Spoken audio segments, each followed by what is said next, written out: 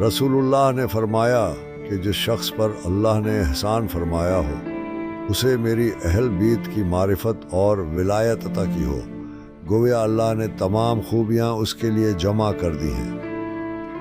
اہل بیت کی معرفت خیر کی بنیاد ہے، ولایت نجات کی ضمانت ہے۔ اہل بیت کی معرفت قرآن کی معرفت ہے۔ اہل بیت کی معرفت صرف ایک نظریہ نہیں بلکہ یہ روح کی غذا، دل کی روشنی اور عقل کی ہدایت ہے۔ یہ حدیث ہمیں یہ شعور دیتی ہے کہ ولایت علی و آل علی کو صرف ایک عقیدہ نہیں بلکہ ایک زندہ حقیقت سمجھا جائے۔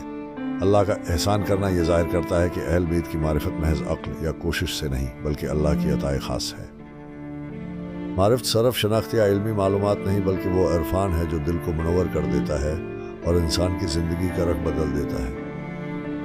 ولایت یعنی اطاعت، محبت، روحانی وابستگی اور ان کو اپنا پیشوا و امام ماننا۔ صرف محبت کافی نہیں جب تک ولایت نہ ہو، یعنی ایسی معرفت و ولایت وہ دولت ہے جو ہر بھلائی کو سمیٹ لیتی ہے، دنیا کی بھی، دین کی بھی اور آخرت کی بھی۔ انسان ساری عمر عبادتیں کرے لیکن اگر ولایت اہل بیت سے محروم ہو تو گویا اصل خیر سے محروم ہے، اور اگر ولایت و معرفت اہل بیت نصیب ہو جائے تو گویا اللہ نے اس کے حق میں سب کچھ عطا کر دیا۔ شریعت کے ظاہری اعمال تبھی کامل سمجھے جاتے ہیں جب وہ امام برحق کی ولایت کے تحت انجام دیے جائیں۔ اہل بیت کی معرفت قرآن کی معرفت ہے کیونکہ اہل بیت ہی قرآن کے حقیقی ترجمان اور اس کی ناطق حقیقت ہے۔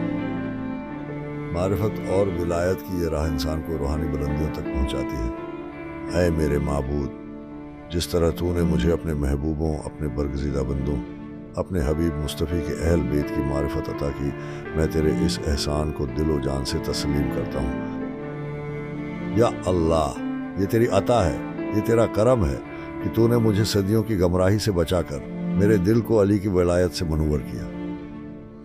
یا رب، جس دل میں تو نے علی کی محبت رکھی اسے کبھی دنیا کی گندگیوں سے آلودہ نہ ہونے دینا۔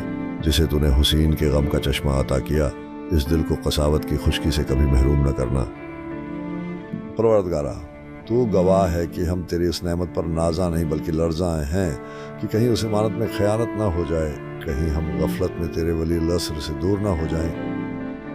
یا اللہ، ہمیں اہل بیت کی محبت میں فنا کر دے، ان کی راہ میں چلنے کی توفیق عطا فرما اور ہمارے دلوں کو اس دن تک زندہ رکھ جب تیرا قائم اجل اللہ فرجہ ظہور کرے۔ اے مہربان، ہمیں ان کے انصار میں لکھ دے اور ہمیں اس وقت تک زندہ رکھ کہ ہم ان کی آنکھوں کا نور اور ان کے دل کا سکون بن سکیں۔